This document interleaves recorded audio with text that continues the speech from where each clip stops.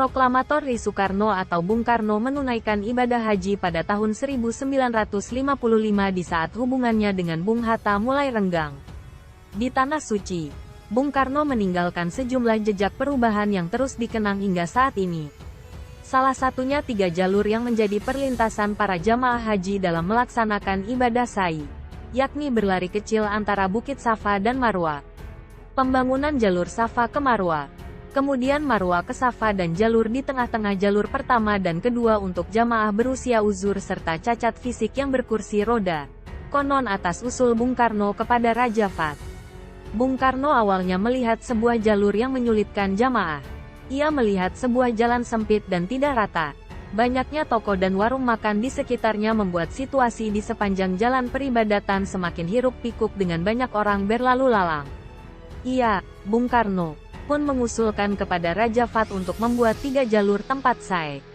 Gagasan tersebut tampaknya direspons pemerintah Arab Saudi. Demikian yang tertulis dalam buku Soekarno Puja Cerita, yang unik dan tak terungkap dari sejarah Soekarno.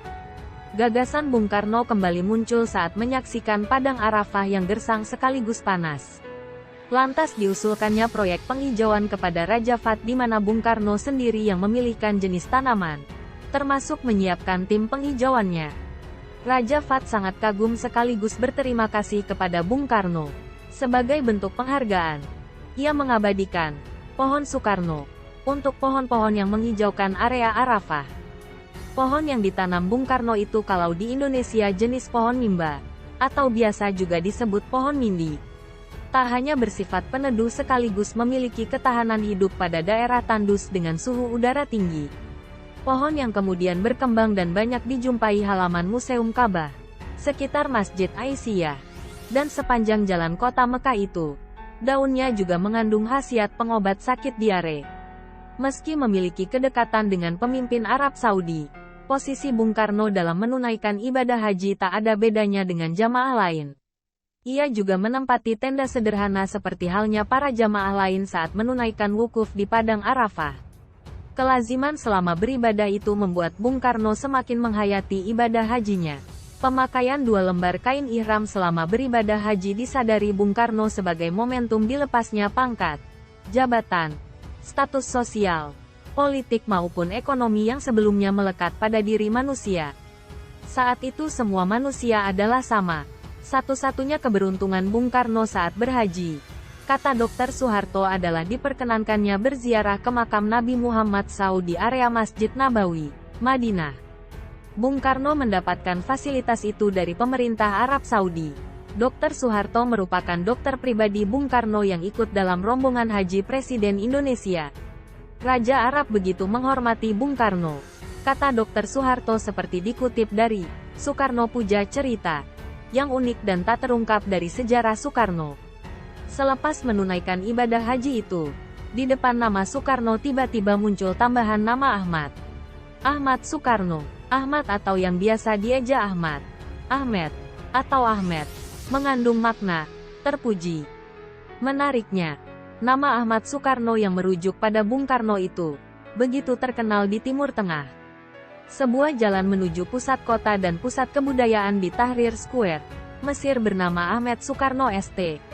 Di Maroko, salah satu jalan di wilayah ibu kotanya, Rabat bernama Saria Al-Rais Ahmed Soekarno. Jalan itu kemudian diubah menjadi Rue Soekarno. Munculnya nama Ahmad di depan nama Soekarno bahkan sampai menarik perhatian Stephen Drakely, seorang dosen senior Asian and International Studies School of Humanities and Languages di University of Western Sydney. Stephen dalam Conference of the Asian Studies Association of Australia di Wollongong 26–29 Juni tahun 2006 mempresentasikan makalah berjudul In Search of Ahmad Soekarno. Analisa historisnya menghasilkan 2 spekulasi. Pertama, nama Ahmad merupakan hasil tambahan wartawan barat karena memiliki budaya penamaan yang membubuhkan nama pertama dan nama keluarga. Spekulasi itu juga disampaikan Willard Ahana, seorang doktor lulusan Universitas Michigan sekaligus ahli Asia Tenggara dalam Eight Nation Maker, 1964. Dalam buku A Magic Gecko, 2011, Hort Henry G. Erken juga menyebut kesalahan penulisan nama Ahmad Soekarno ada di media barat. Seperti banyak orang Jawa, dia hanya memiliki satu nama, Soekarno. Sebuah kantor berita Amerika, walaupun korespondennya di Jakarta, telah menjelaskan, mereka menciptakan begitu saja nama depan itu, katanya.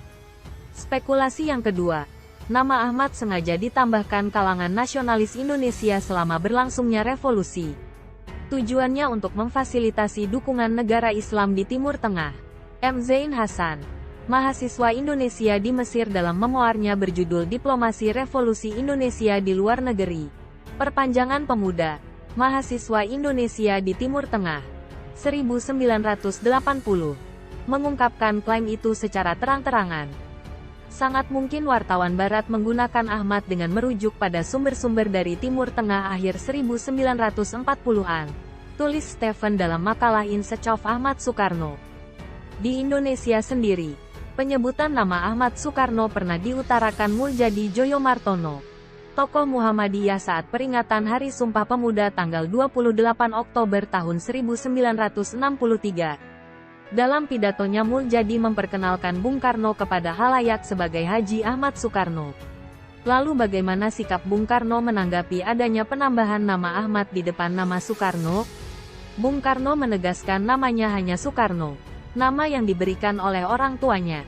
Adapun Muljadi telah memanggilnya Ahmad Soekarno. Bung Karno mengatakan tokoh Muhammadiyah itu dalam rangka memuji dirinya. Bagi Bung Karno nama Ahmad adalah nama yang benar-benar terhormat. Karenanya ia menyatakan terima kasih dan merasa tergerak untuk memiliki dan menambahkan nama itu. Keterangan bahwa nama lahirnya hanya Soekarno itu kembali ditegaskan Bung Karno dalam autobiografinya, Bung Karno Penyambung Lidah Rakyat Indonesia karya Cindy Adams, 1965.